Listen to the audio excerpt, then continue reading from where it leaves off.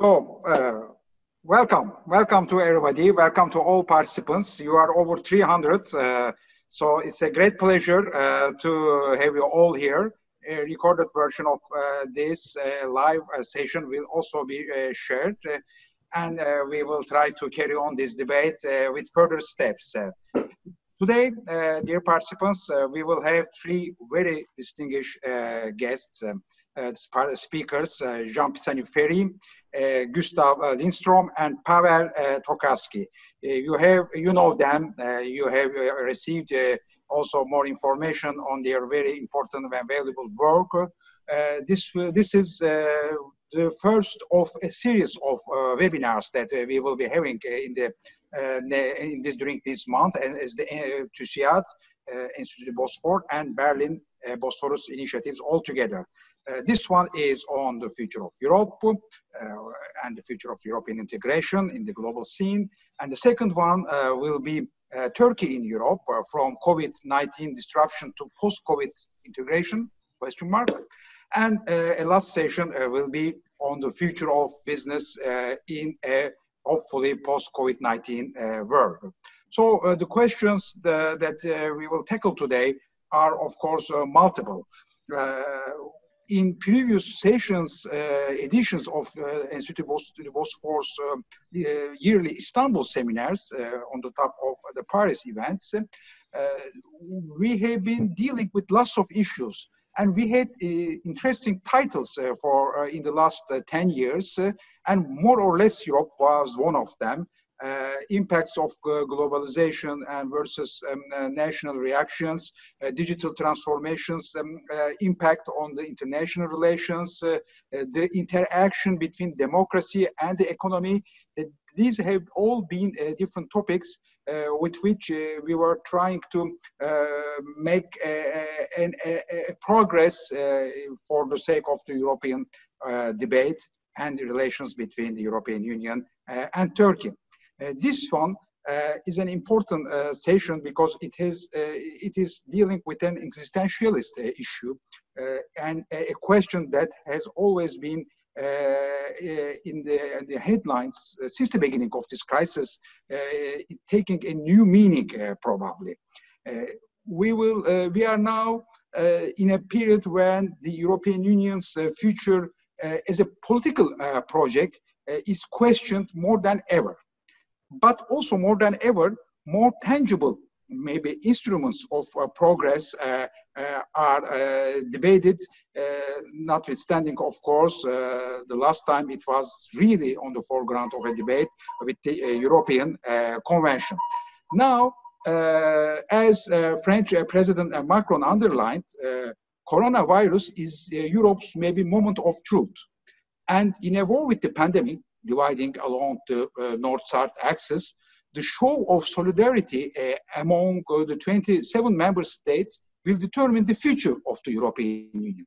So if we are talking about digital transformation, maybe a redefining of the global supply chains, the impact of the continuing trade wars between United States and China, maybe beyond the upcoming US elections, and also the need for the European Union to redefine itself as a global player in trying to deepen, widen, or both, or none of them. These are all question marks for our speakers. I now propose to carry on with the first speaker. Please, Mr. Ferry, can you share with us, first of all, maybe what does that more or less mean when it comes together with Europe? First of all, thank you for having me in this webinar. I'm very pleased to participate. It's a hard test for Europe. It's a very hard test because it's a field in which it has very little competence. Essentially, public health is a responsibility of the member states. And at the same time, citizens instinctively perceive the border as a protection. It's not really a strong protection. We know from experience that diseases they cross the borders. And once they have crossed the border, I mean, the border is irrelevant. But politically, I mean, if you ask people in opinion polls, they say, close the borders to foreigners. They perceive the threat as coming from the outside. So close the border. And the third reason why it's difficult is that by, I think, chance, it has revived the North-South divide, because the country first hit was Italy and then Spain. Is it because those countries had something special? No, it just happened to be there. It just happened that there was a soccer match in Italy, that there was a Women's Day demonstration in Madrid, and that created a massive contagion. And this did not happen in Germany. This did not happen in Eastern Europe. This did not happen in Sweden. So it has somehow revived the traditional North-South split, although it has nothing to do with the strengths and weaknesses of the countries. And we should remember that the countries with the highest death toll in the EU is Belgium, far above Italy and Spain. But here we are. Now, the sanitary response was weak for reasons having to do with competence and a little bit more. I think the EU should have done more.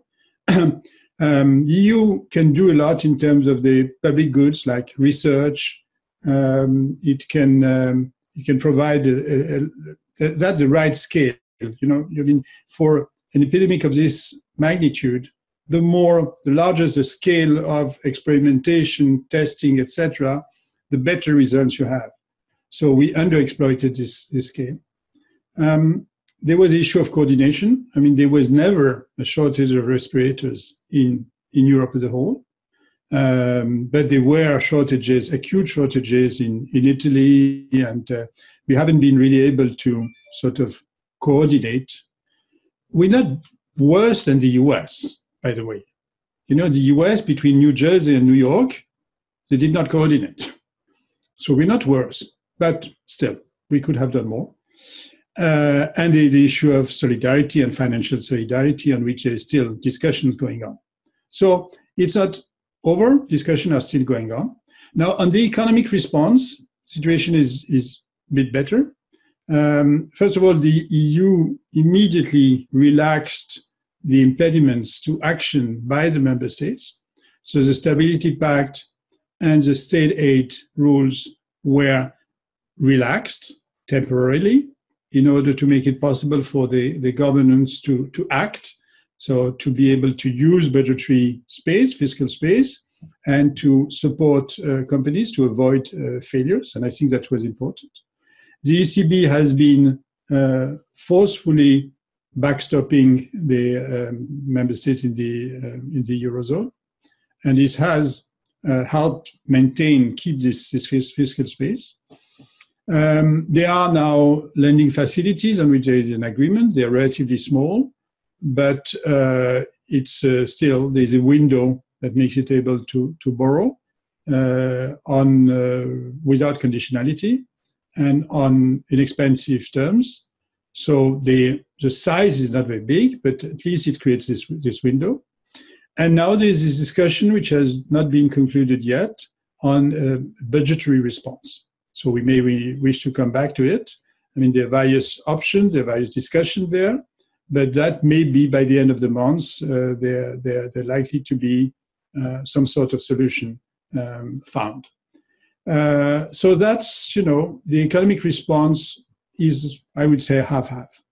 Now, what we've got to avoid, definitely, I was mentioning this North-South divide, and I'll conclude on that, is the creation of a sort of new doom loop, whereby, you remember in the Euro crisis, there was a doom loop between banks and states. So weak banks weaken the states, and weak states weaken the banks. Now we have the risk of a similar doom loop between this time not banks, but companies. The state that's not able to provide enough support to companies may weaken, may collapse, If they collapse, the growth potential is reduced, and down the line, the tax base is reduced. So in fact, in the end, it weakens the state themselves. The risk is there. I mean, if you look at how much Germany borrowed and how much Italy borrowed, the Commission forecasts that Germany is going to borrow more than twice what Italy is borrowing. But Germany has a very forceful program to support the small and medium-sized companies and corporate Germany in general. Italy has not been able to put forward this program of a similar magnitude. And the question is how to avoid this new doom loop. That's important. Let me end here. These are really the basic questions, and we will probably have a global economy which will be shaped by several trends, including the relationship between the markets and the state, which will be rebalanced maybe in favor of the latter. So Europe as statehood comes to the foreground of the debate in this respect. So Mr. Lindström, the floor is yours. Thank you very much, and I hope that you can hear me. I want to begin also by thanking the organizers for the kind invitation, so to SIAD and the Berlin Bosphorus Initiative and the Institut du Bosphore. I will keep myself to 3 comments, but before I begin, you had a very basic question where you said more or less Europe. And working for the EU, of course, there's a reflex to say more Europe. But I would like to put a caveat on that and say that more Europe is needed in some very specific sectors. And I think in others, of course, things do not necessarily have to change. We always have to balance the principle of what can be done better at the aggregate level and what can be done better at the more local level. So maybe more or less in some areas, but what I wanted to do is 3 points. The first one is really to say that the idea of more Europe or a different kind of more responsive Europe, there's an internal angle because typically when we think of more Europe, we think externally. But I can see, as was also mentioned by the previous speaker, internally there is a role now for a more proactive Europe, I would say the EU. We have seen this already in one sector, which is the health sector, where it makes a lot of sense to have the joint procurement, the joint identification of equipment that is necessary to deal with the health issues associated with the pandemic. We have also seen that the EU has been very active with repatriation flights. And this is something that is done better when it is organized. And as of 22 April, some 60,000 citizens had been repatriated via the Union Civil Protection Mechanism. So that's good in the area of health. More Europe there makes sense. In the economic realm, very, very interesting, because here also, of course, we need to have a combined approach. Unfortunately, now the discussions are in a very delicate stage. It's not just the discussions on the recovery fund, which are critical now. And there are discussions about what amount of this fund will be given out in grants, which have less attachments to how that money is used versus loans. That is one issue. Another very critical issue, of course, is who can receive this funding, and is it a traditional way of giving out the funding, i.e. at the country level, or is this going to be more about sectors, regardless of location, being the primary recipients of these monies? So that's one discussion. And then for those of you who may not be familiar, right now the EU is discussing the 7-year budget for the next 7 years, the multi-annual financial framework. And there, of course, this will be a very big part of the package. So those discussions ongoing right now. The final point with the internal aspects that I wanted to raise is, let's not forget about mobility. And here, Schengen, the Schengen area has taken a very critical hit. And we see now that even having these smart corridors to help certain transports of health equipment, it's been tricky. But as we move now to the summer months, it will be critical that we have a better understanding of how the mobility can be better coordinated across European countries, so that we don't have some countries trying to do separate corridors and things of that nature. So internally, quite a few issues. And I think there you might actually want to argue for a more coordinated European approach. Externally, very briefly, I think here, this is what we traditionally will think of more Europe. And I think the main argument now for why Europe needs to stand proactively is the support to multilateral efforts. We have seen with the Corona crisis that there was a strong reflex to have things done at the national level. It makes a lot of sense. But this has also meant that multilateral processes have taken a pause. This goes all the way from the UN Security Council, all the way down to the activities of the WHO, which have been, of course, quite a bit in the media. So for the EU, being a big defender of multilateralism, of having these processes ongoing, it is critical now that it supports, be it the G7, the G20, the organizations at the regional level, the UN, and the international financial institutions. So this is something where you will probably see the EU trying now to do more. And I think one good example that we have seen recently was the Corona Global Response Summit, which was trying to raise funding for vaccine research. 7.5 billion was raised. So this is something that we will see. The EU will probably push in this area. We have seen that this is not just about health, but also humanitarian aspects, especially for the neighborhood.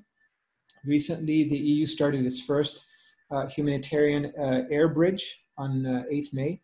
So we expect to see more Europe there. Maybe the final point on external, the EU will probably be very keen to push a green recovery. Green recovery meaning to take measures now that can be positive for addressing also climate change. So efforts in the digital domain, but all other efforts having to do with the green economy is probably going to be one of the modus operandi when Europe now deals externally. The final point before I finish are the wildcards. There are some things out there that will have an impact on how Europe can move forward, and I will just list them very quickly. One, of course, is the persistence of this pandemic. Will there be a second wave or not? That will have huge effects on the recovery and how active or proactive you can see an external EU. The future of US-China relations, of course, is critical as well. Everybody is watching this. For the EU, it's very critical. Discussions about 5G, to give one example. I know that this will maybe come up in the Q&A, so I will leave it at there. And finally, let's not forget about Brexit. Right now is the last month really to ask for an extension in this process for up to 2 years. And whether or not there is such an extension then has implications for what kind of Brexit we might see at the end of the year. And again, big, big implications for Europe. I finished with that, and I hope I didn't speak for too long, but want to make sure we have time for questions later and comments. Thank you very much. Thank you. Thank you very much. Well, More Europe has an important content, as you said, and there are lots of fields where still maybe, can we say that functionalist approach is still there and it can still have a life after Corona? Paweł Tokarski, while you are taking the floor, I would like to remind to the participants that on the bottom, you will see two functions, chat and Q&A. Please do not use chat, but refer to the Q&A to raise your questions, to share your questions. You can start asking your questions by now, and we will try to share them with our speakers as much as possible. So please, to all participants, you are welcome to write, to share your questions, your comments with us using not the chat, but Q&A button just on the bottom panel of the software. So, Paweł Tokarski, the floor is yours. Thank you very much. Merhaba, hello from Berlin. Thank you very much for the invitation to this interesting discussion. I will try to add here my mix of Eastern European and Berlin perspective. Well, first of all, how I see the EU as a structure. I see it as a form of a hybrid structure of governments. We have here the supranational sphere, international sphere, like the European Stability Mechanism. We have also very important intergovernmental aspects and national politics. And I see the European integration process as it goes through different forms of this hybrid structure. So we are not likely to reach any final political endpoint anytime soon. And those phases of the European integration include not only deeper integration, but also disintegration. The recent examples are the rule of law, Brexit, or even the recent judgment of the European Constitutional Court, which concerns the supremacy of the EU judicial order over national law. So in the legal sense, it could be considered as a step towards the disintegration of the EU legal order. Concerning the reaction to the pandemic, I think that the EU reacted also in the hybrid way with more and less Europe. I had an impression that first the EU were trying to get out of the way of the member state through relaxing the competition rule or fiscal rules. But at the same time, the EU Commission tried to coordinate member states to bring the citizens back home or to eliminate damage caused by unilateral steps by some member states. And also we had a huge intervention of the European Central Bank. So the EU showed flexibility, which is at the same time source of strength, but also source of weakness of the European integration. And the EU in the current shape is far from being perfect. The problem is that this is a consequence of lack of clear democratic majority to support a more perfect solution. So we cannot develop the European project against the will of the people. So we have now a very difficult political calendar in Europe. We have electoral marathon with the next year elections in Germany, then in France, Italy, then again the European elections. So unfortunately, we don't need now any huge political project. What we need is more Europe in sense of true commitment of individual member states to the European project in the current institutional framework. And I see a necessity of three of such commitments. First, commitment to the single market, because we are currently entering the phase of the largest state intervention in the economy since decades. And I have no idea how we can organize an exit strategy to normality. We should protect what we achieved with the single market. And we should also at the same time develop a positive approach. For example, deepen the single market in the areas which bring clear added value to the European citizens, like a single market of services, energy, data protection, innovations, and climate change. The second commitment that we need is a commitment to the common currency. So readiness to show solidarity, because the effects of the pandemic crisis are largely asymmetric. This also includes larger risk sharing, because after the pandemic crisis we'll be confronted with the debt crisis, and also future possibilities of the ECB intervention to stabilize the debt can be limited. And the third commitment, and I will end with this point, we need the commitment to good governance at the national level, especially in Italy, where the problems are structural, and more money is not a guarantee to make the situation better. And without any major progress on the way to make the legal, institutional, and political framework in the country stronger, there will be no trust and no will to go further with the risk sharing. And commitment to good governance is also concerning the rule of law. Weak states in sense of poor democracy records could be also easily influenced by external powers, which not necessarily want stronger Europe. Thank you.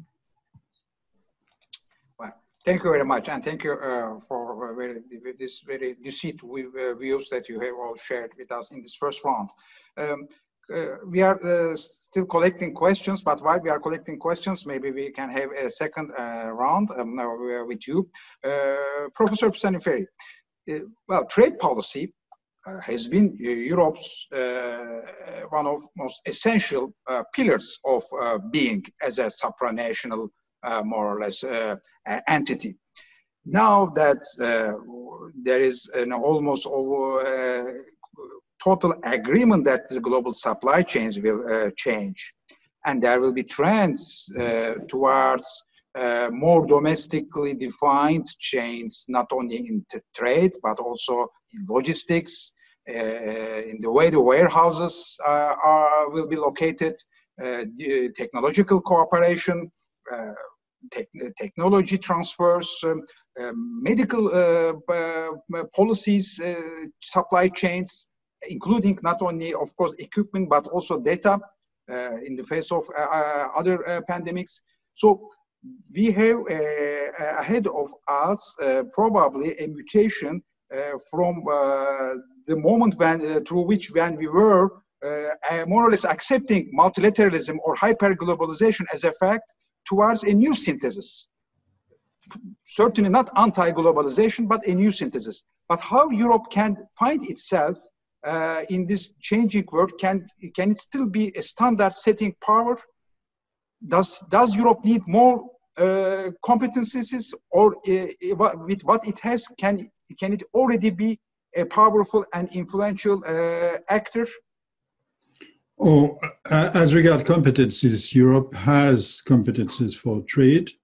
It has competence for single market, therefore for regulation, and it is a powerful player. So that's not the issue.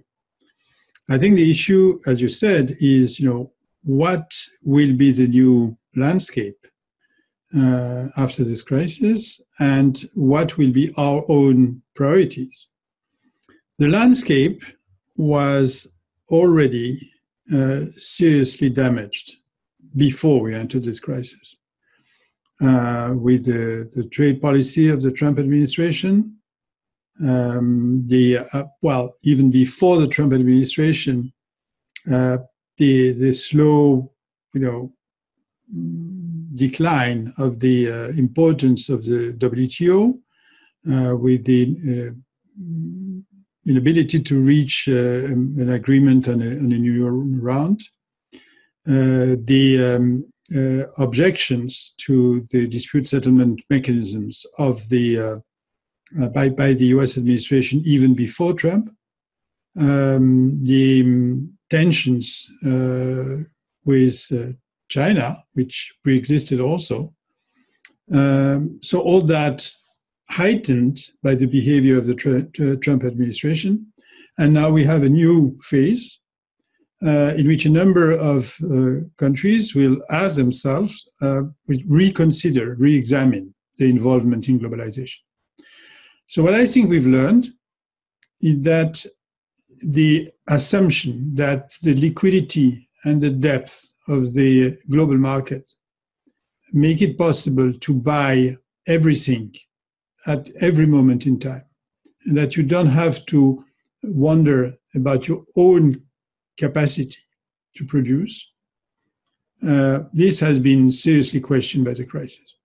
Certainly, we have discovered that not to be able to produce things as simple as masks was a significant threat to public health. So it's a matter of economic security, of, you can call it sovereignty if you wish, but different ways of doing that. You can, first of all, you can build it at national level, you can build it at European level. And second, you can build it by having a capacity to produce everything, or you can build it by having mastering critical technologies and having inventories, as we do for energy, for example. I mean, we had this problem long ago in the 70s when we discovered our dependency as regards oil and energy. And the answer was the International Energy Agency, and with the agreement that all participants would sort of build strategic inventories so that they could relieve them in the event of a crisis.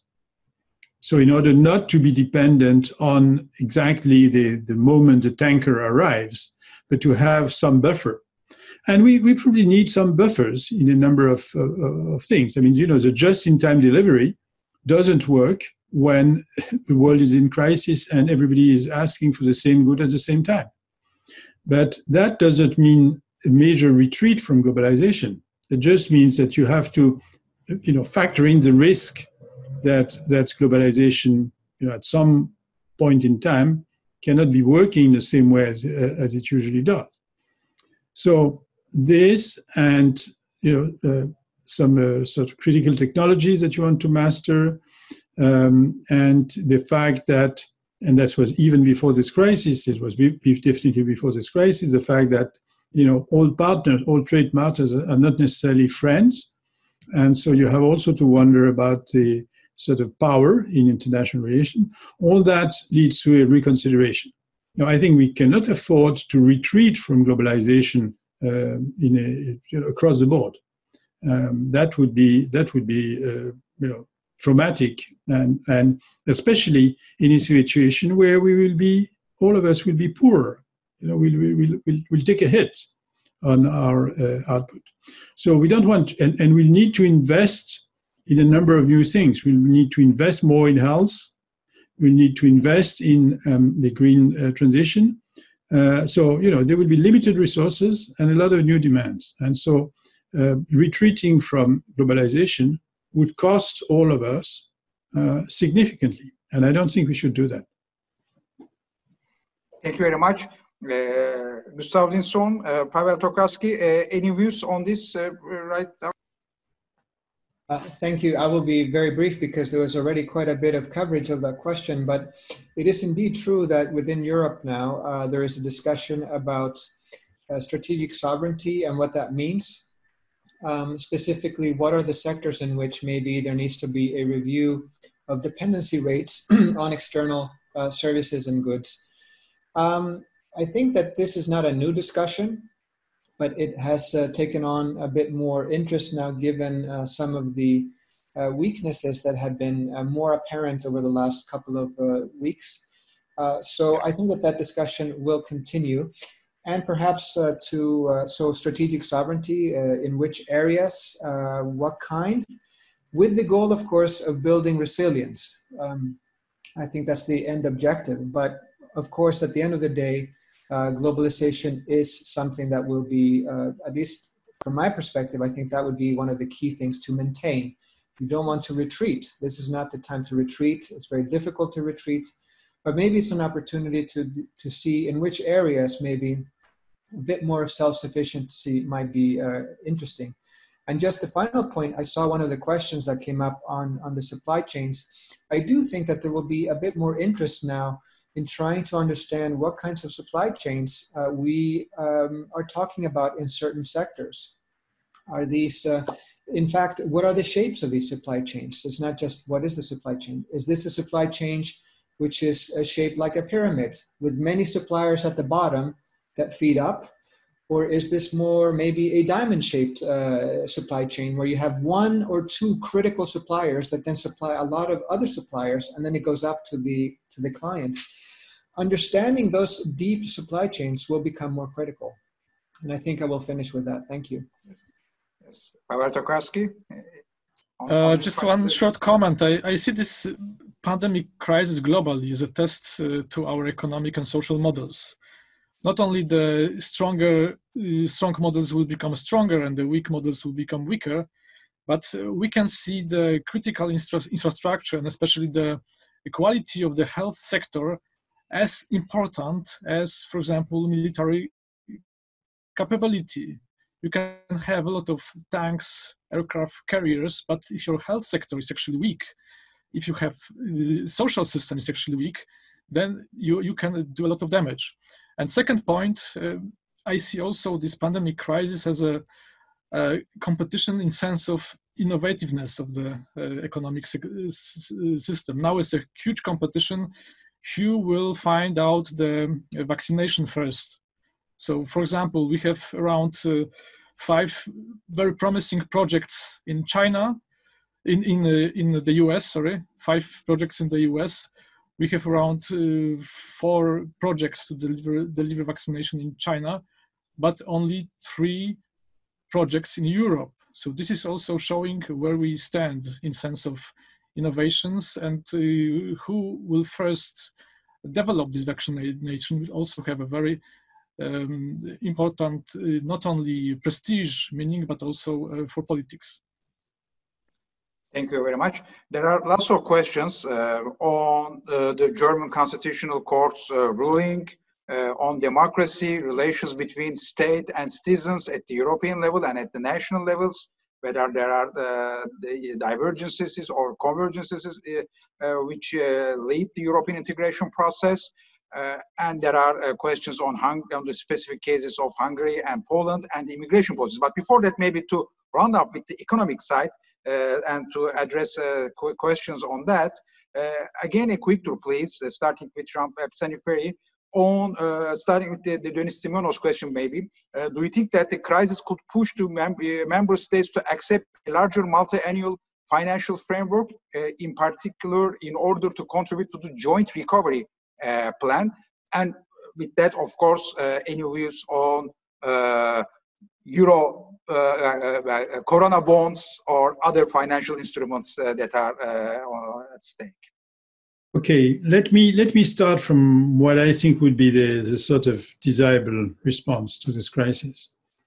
So you have a crisis that hits member states in a very uneven way, as I said, and it's still the case. I mean, just look at the number of deaths per million inhabitants.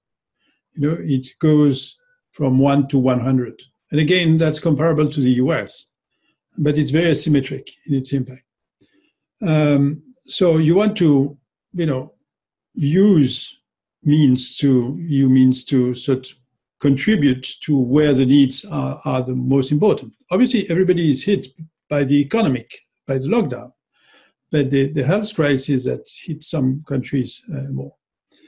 And second, what you want to do in this kind of situation is that in principle, you want to spend now and to sort of spread out the cost of what you're doing over a certain period of time, because it's not at the time when your economy collapses that you want to sort of tax more and to finance your spending. So this calls for some form of borrowing. And the question we've been agonizing since the start is, can we borrow, for what purpose, etc. So let's start with, I think in principle, that's desirable. Desirable that you can borrow, and it's desirable that you can at least finance jointly this sort of public goods dimension. Okay, everything that has to do with research, with vaccines, etc. And then there's a solidarity dimension, in which there is a political choice how much you want to do together. So the EU budget is not made for that. EU budget is, in principle, is balanced each and every year, and it's very inflexible over time. I mean, it has to decide for 7 years what you want to do, and then there is very little flexibility. So the question is how to proceed if you have an instrument that's not designed for what you need. And there are 2 proposals, two variants on the table.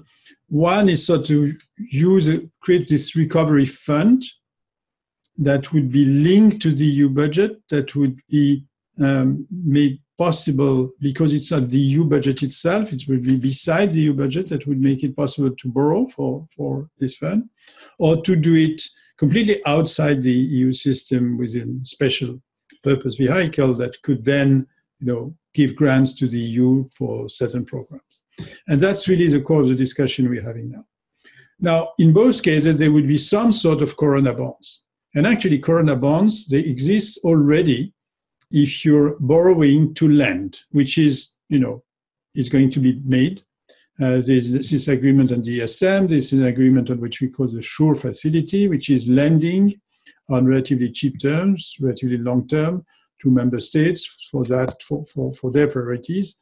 No grants, lending, but backed by a sort of borrowing by the ESM or the EU. So anyway, this Corona bonds, it's clear that they will be existing in some form. Now, I think the mistake that was made was that the discussion started with the instrument before we had a discussion on the goals. So I think the focus must be on the goal. What do you want to do? And then, depending on what you want to do, you can determine what kind of instruments you need and whether there needs to be a common borrowing. I think that it would be very welcome, very useful. I think even it's necessary. But I think we've got to start from what we want to do, not from the instruments, not from the idea that some could regard as a sort of, an opportunity to revive an old project for Corona bonds, for joint Euro bonds. I mean, that's the best way to kill the idea. I think we've got to be very disciplined and start from what are actually the needs. Gustave Louison, is it realistic? That was taking into account the balance of power and different policies and polities among the member states. Yeah, so just one point on this, because the MFF, of course, the multi-annual financial framework, the negotiations to find not just the level of financing, but how that financing is going to be used is a very extensive process. It's a budget for 7 years. So right now, what we're looking at is trying to have a wrap up on that process by the end of this month, which means that there's an extremely limited amount of time to do this, because the funding is supposed to be kicking in 2021. So what you see now is really basically two tracks here. One track is how do we ensure that financing comes through until the end of the year, until before the MFF begins. And that's where you have these mechanisms that were referenced before, like SURE and others. And then you have the next phase, which is with the MFF. But just to talk about the MFF, I think the scope for massive changes now is very, very small. These are very difficult negotiations. And you can see them every day in the media, how these discussions are creating a bit of tension. But for that reason, I think one of the things maybe that we can see with the MFF is a review process of it after 3 years during that funding time. But those are the types of more cosmetic changes that can be seen potentially. I just want to make the point that time right now is really at the last moments for having these discussions on the MFF. So I would say there's a two-track approach. Thank you. Thank you very much. That brings us maybe also to this now more, of course, consequential case of Germany.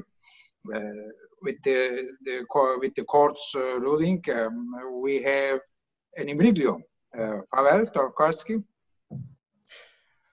Well, just one word to tema multi-annual financial framework. This is also important from the German perspective, because the German presidency will be in charge of actually finishing these negotiations. Then I agree, the scope for changes is very limited. And the discussion about the finances of the European communities of the EU actually takes place in Europe since late 70s. And we ended up now with 1% of EU GNI, which is the size of the EU budget. Because the EU budget is locked in a very poisonous discussion between the net payers and net recipients. So it will be very difficult to get out of these logics. And secondly, we should also not overestimate the EU budget, because in the past, some countries like Greece or Spain were receiving very large inflows of the EU money, something around up to 6% of the GDP. And it did not help to overcome all the structural problems of those countries. So I would also see the EU budget as a collateral to borrow for the European Commission. And in this way, we could also strengthen the position of the European Commission in the EU economic governance. And concerning Germany and the ruling of the Constitutional Court, because there were some questions on that, well, I'm not a lawyer, but I see two major consequences on that. And please, Professor Pisani, very correct me if I'm wrong. First of all, I see the issue of the supremacy of the EU law, which is the question, a crucial question for the functioning of the single market. Because if one court rejects the supremacy of the EU law over the national law, then we can ask the second question, so what happened to the EU single market regulation? And secondly, there is a question, of course, of the EU rule of law, because the EU court was trying to impose some restriction on the politicization of national courts in Poland and in Hungary. So now those countries can actually ignore this ruling. And this is very important. And I think that even the judges, the German judges, did not expect such a side effect of this ruling.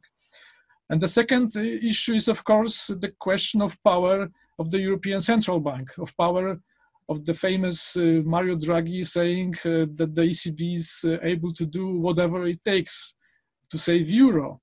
Now, if we have limits of this, whatever it takes, if we have limits of the ECB intervention, for example, on the secondary market of the bonds of the member states, then the question is how we can actually go further, and if we should think about plan B, some kind of other solution to actually to replace this role of the ECB in the next 2 or 3 years.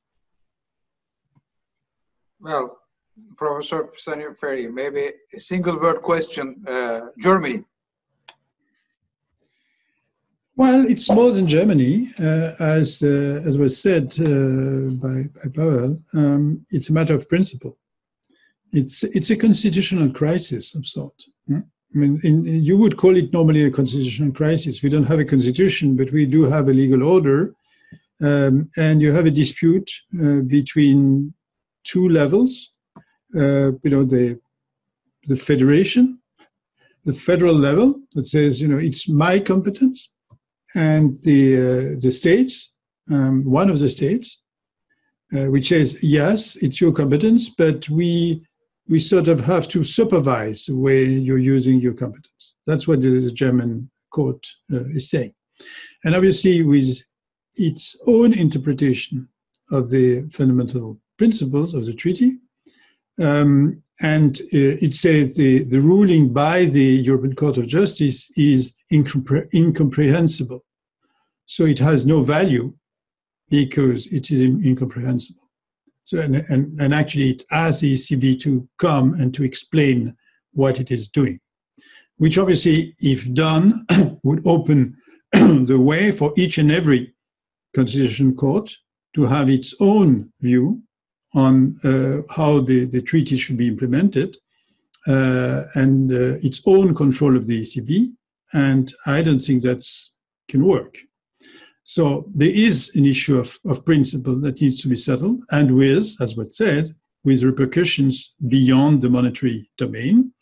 And already in Poland, there were declarations made saying, oh, by the way, as regards the rule of law, on which the EU is making observations to Poland. That's the same. We have our own interpretation of the EU treaties.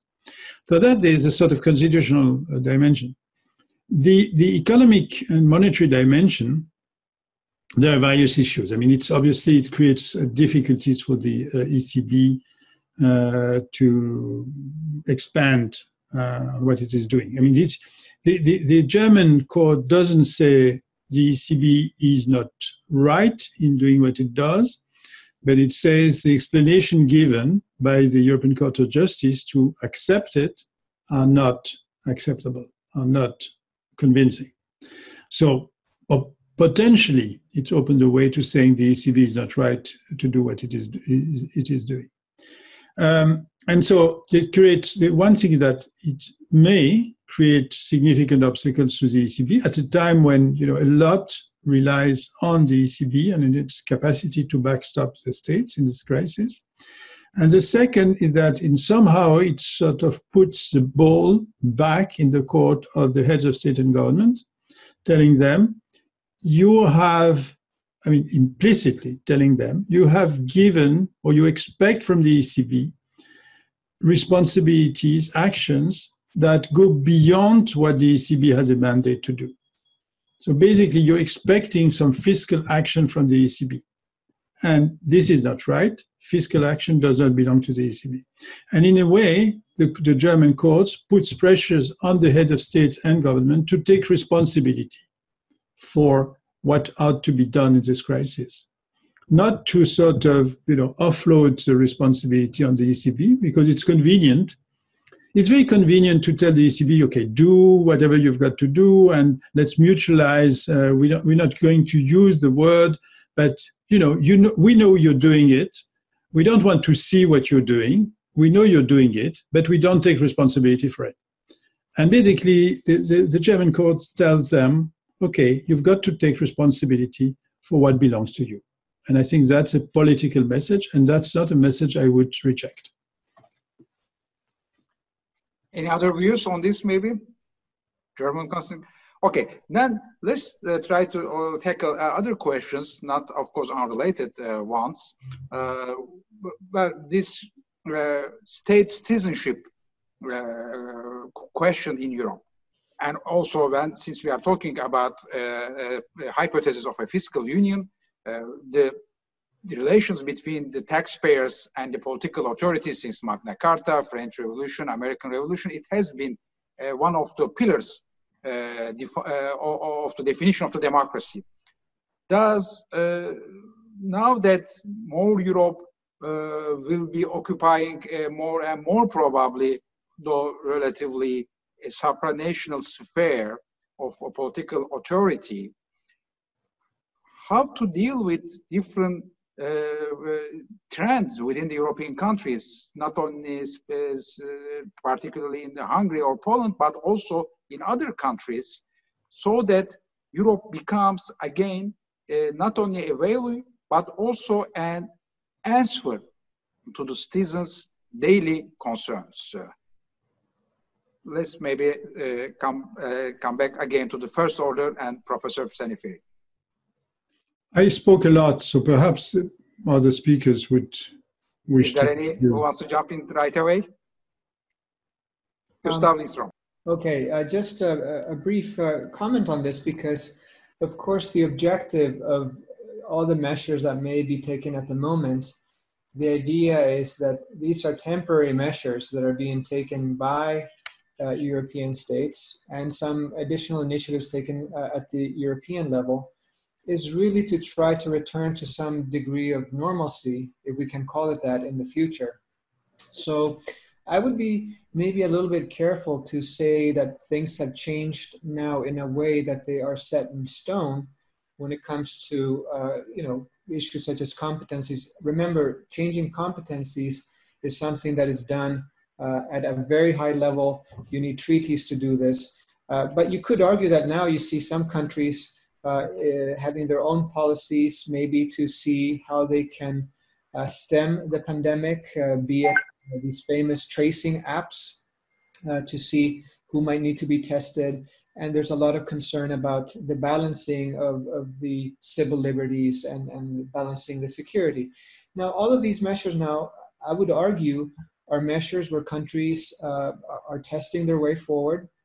But the goal at the end of the day would be to try to come back to some degree of normalcy. So I wouldn't, it would be, at least be my hope, that this is not something that will turn into a more permanent situation where we don't know about movements of individuals or how we have to act if we know that somebody has an infection.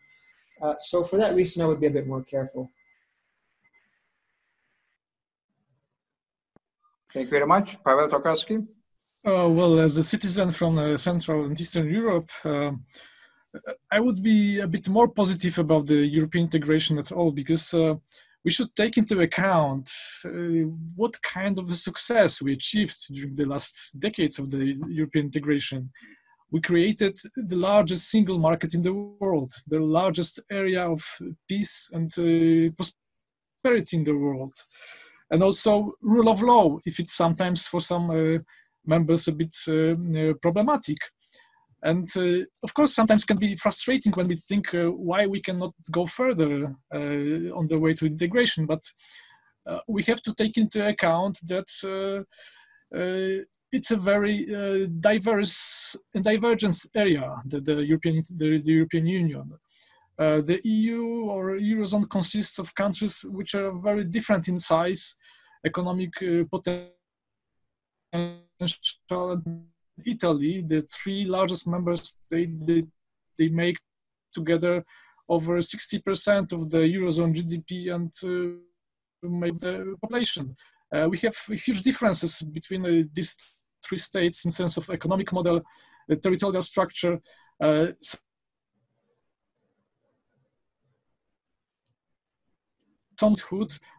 France has strategic nuclear forces and the seat of the UN Security Council. And of course, for example, Germany would like to have their own relations to China. And another problem that we are facing is the mutual distrust. Some members of Southern Europe have very deep structural problems. And on the other hand, Southern Europe countries of the north of benefiting much more from the European integration, but the Northern Europe doesn't want to show financial solidarity. So we have to be aware not only what we achieved, but also of our limitations. Thank you very much. Any participants willing to say anything? Well, Professor just on returning to normal state of affairs, I think it's going to be a very long time before we return to normal. And that's the political difficulty we're in. The political difficulty we're in is that, there are new shocks, new events, new questions, and there's a tendency to say, okay, we have the single market, we have the EU as it was built, it makes sense, etc. Let's keep it and let's preserve it. The question for citizens is, in this new situation, in this new world, what is the EU for? And they have very little,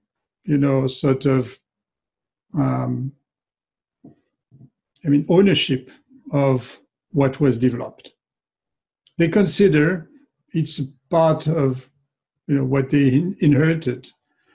And the question they're asking is, what is it for? How does it serve addressing the problems that are today's priority?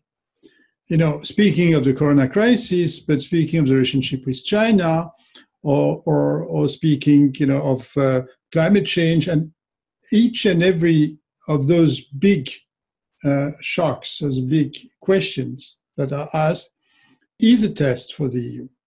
We should, a country doesn't face a test in the same way.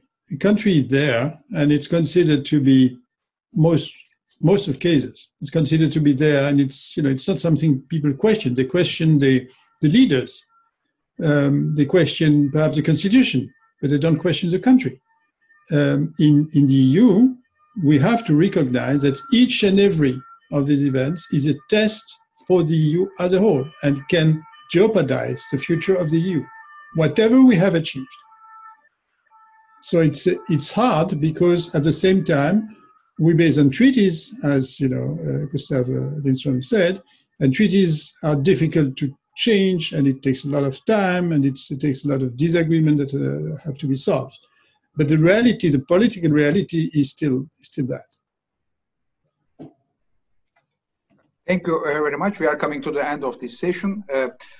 We covered most of the questions, not all of them. I will give the floor to all the speakers in a last round to maybe summarize their views on more or less Europe, focusing on where we may be in 1 year and there will probably be also European conference on the future of Europe.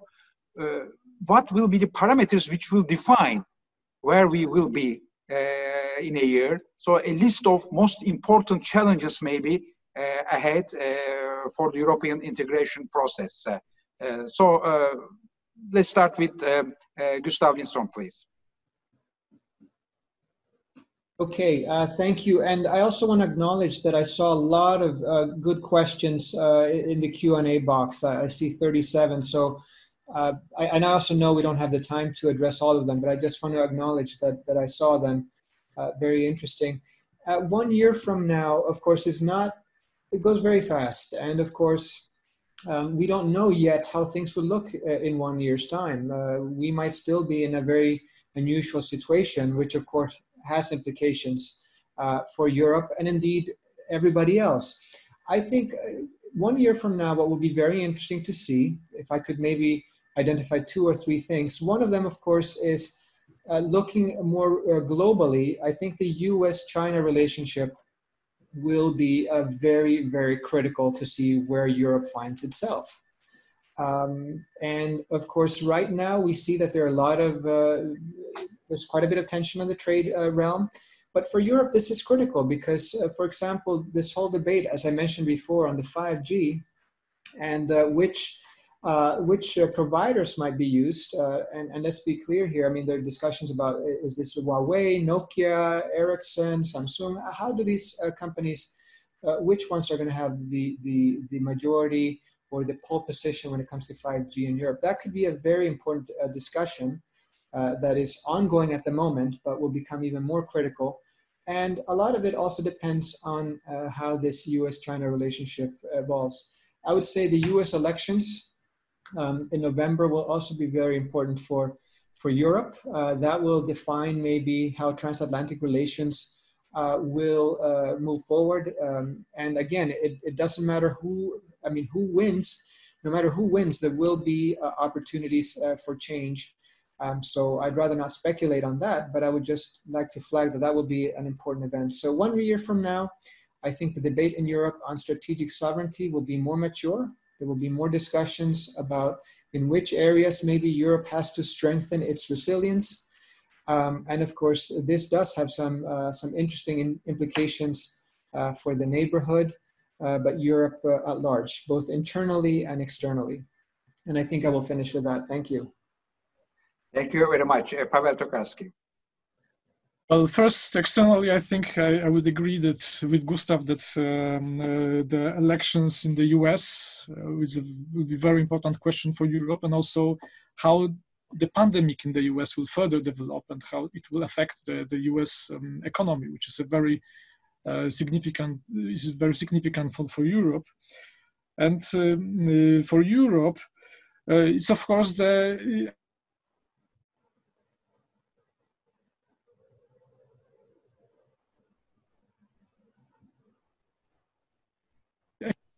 after pandemic than the others. And we have a crucial question about the political situation in the 3 largest member states of the EU.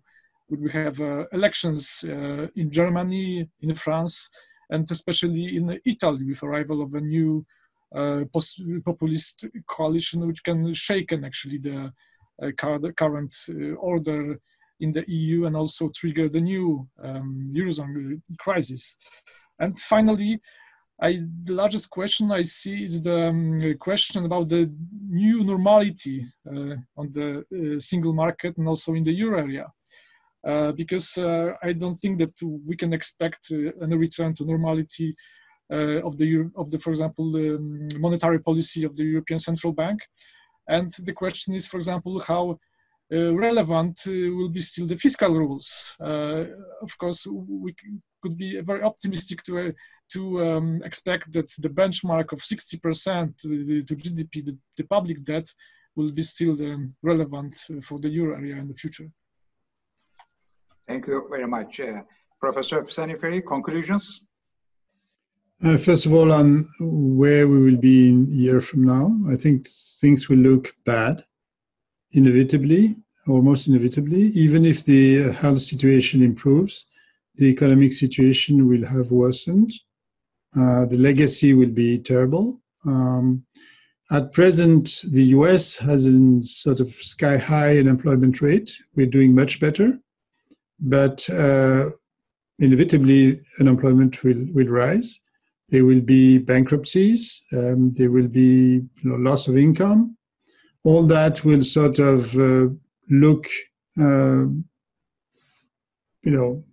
major. I wouldn't say insurmountable, but major a year from now, with all the political consequences. So it's going to be difficult.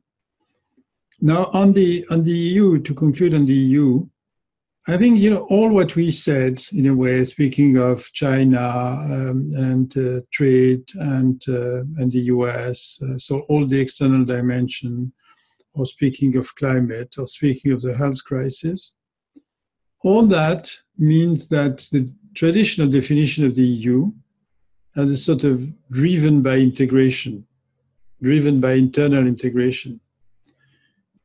It's still there, but it's less and less important. And what's becoming more and more important is what are the public goods that the EU provides? Where is the EU dimension relevant as opposed to individual member state action? Where is there European value added, if you wish? In what fields do we want to act jointly, and for what reason? And I think that the type of conversation we need to have on the basis of the experience from this crisis, from changes in the global economy, from the changes in technologies, from the changes in policy priorities. That's the key issue for us, but also for a country like Turkey. Because for Turkey, it's important to see what sort of EU it can deal with. Is it an EU that's sort of focused inward-looking, that's focused on its own integration, or is it the EU that is taking responsibility for leadership and action in a number of fields, on the basis of which there can be a useful dialogue with Turkey? So I think I would wish that 1 year from now, we sort of raise to the challenge that has been, has become more and more important with this crisis, and that we're able better both to sort of decide internally what we want the EU to do, and externally to have a dialogue and to be a real player in cooperation with partners. Thank you very much. Thank you to all of you. To end this webinar, we have, thanks to you, more enlightened views on the importance, magnitude of the challenges, and also keys of change, keys of evolution, and keys of progress, and also very important questions which imply us maybe to live with less ambition for economic growth and more prospects towards a society of sustainable development goals in a nutshell. This is why in a country like Turkey, also and in Istanbul, also in the shores of the Bosphorus, there is no question that we need more Europe, for Europe's candidate countries like Turkey, but also for the world, and for starting with our neighborhood. So, thank you again. It was very lucid, very enlightening, and I wish you all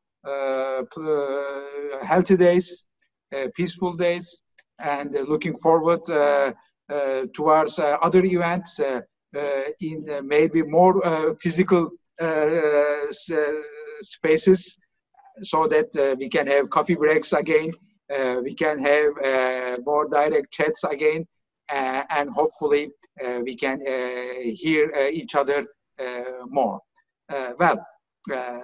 Thank you to all the participants, and looking forward to again to be all together in the next editions of the seminars by TÜSİAD Bosphorus Berlin Bosphorus Initiative and Institut Bosphore of Paris. Goodbye. Thank you. Thank you.